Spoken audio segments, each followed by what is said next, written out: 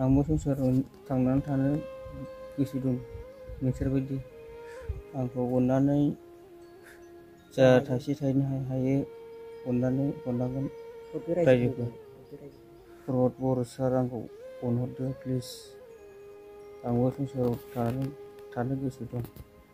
बयनिसिमबो गोजोननाय जासिहरनाय थाबाय। दिनै आङो दंफैयो चिरां जिल्ला खैलामैला VCDCनि सिङाव थानाय 2 नं थाइदिदगुरि गामियाव।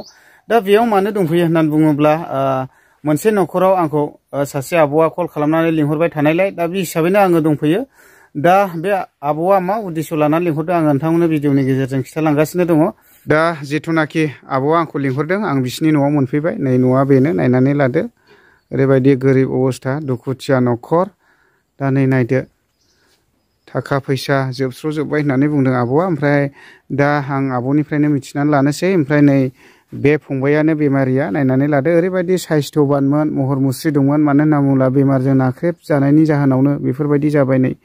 दा आब' नोङो बुंनो हागोन।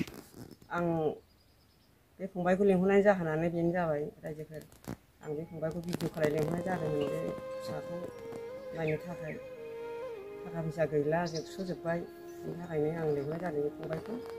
रायजो राजानिफ्राय एसे अनसुंथाइ मोनो खोमा होननानै लिंहरनाय जादों। आं डक्टरनाव दाख्लै लांदोंमोन गोलैसोनानै थानायखाय, ओमफ्राय थाखा फैसा जोबबाय।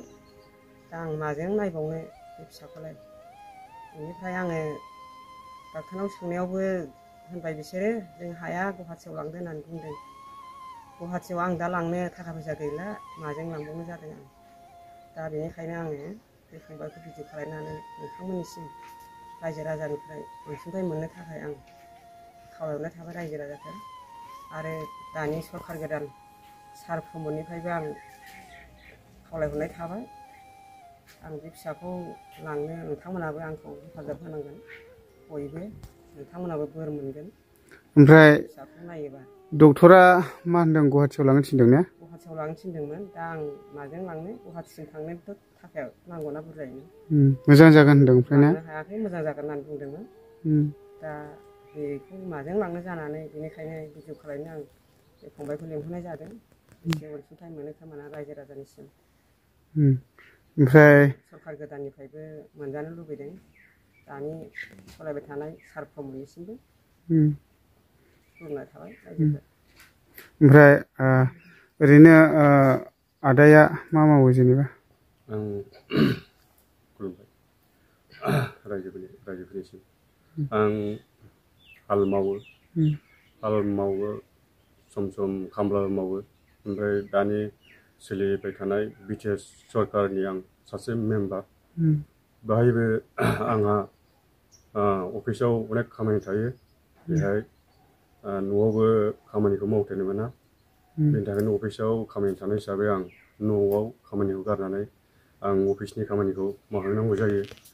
बेनिफ्राय आंनिया नै दा फिसाया गोबां बेमाराव गोग्लैसोनानै दं। बेनि थाखायनो दानि थाखाय दा बे फिसाखौ नायनो थाखाय आं दा इउटुबारखौ लेंहरनाय जादों। दा बिनि गेजेराव दानि सोलिबाय थानाय BTS सरकार सार प्रमद बर', जयन्त बसुमतारी आरो निर्मल कुमार ब्रह्म बिथांमोना एसे आंनि फिसाखौ नायनो थाखाय एसे अनसुंथाइ हरो। आरो आंथ' दा VCDCआव खामानि मावो। जोंनि लोगोफोर मेम्बार लोगोफ्रा एसे आंनि फिसाखौ नायनो थाखाय एसे अनसुंथाइखौ एसे हरो। बेखौ आं खुलुमनाय थाबाय।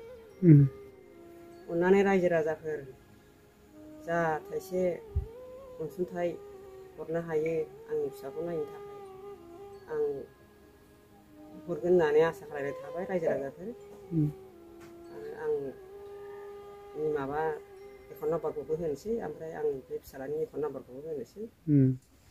दा नै बेफोरो गासैबो बेबायदिनो एक्सरे खालामनाय मानाय सोनोग्राफि खालामनाय गासिबो इयावनो दंजोबो ने? औ नै दंबावोसो र'।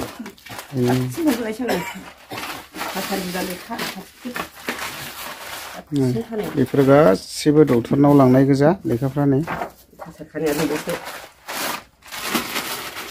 एसे खस्थ' जादों आयु नै बेखौ लांदों जेबो खामानि जायाखै बेफोरो बे मुलि बायनायनि गोजा गासिनो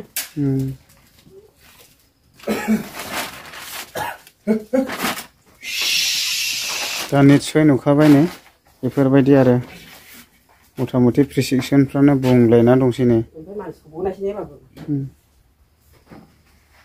दुखुनांथावनि बाथ्रा दा बेनिखायनो जायफोरा अनो बयबो हेफाजाब होलायदो थाइसे थाइनैब्लाबो जाहाथे नोंथांमोननि थाइसे थाइनैनि दारैनो जेन नैबे ब्रादारा मोजां जायो